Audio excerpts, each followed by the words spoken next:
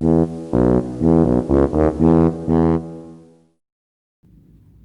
も、ななぴです。今日はホムラを歌っていきたいと思います。イエーイ。じゃあ歌っていきましょう。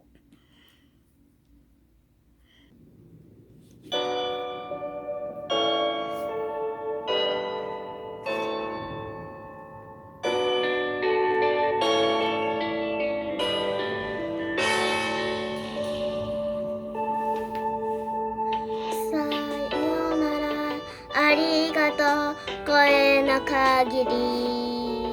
悲しみよりもっと大事なこと、去りゆく背中に伝えたくて、ぬくもりと痛みに間に合うように、このまま続くと思っていた。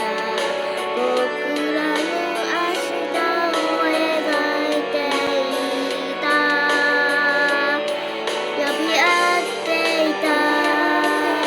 鳥がまだ胸の奥に熱いのに、僕たちは燃え盛る旅の途中で出会い、手を取りさして話した未来のために、夢が一つ叶うたび、僕は君を思うだろう。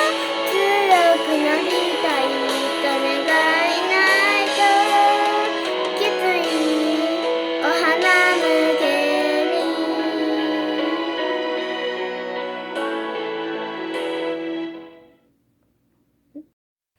ご視聴ありがとうございました。また見てね。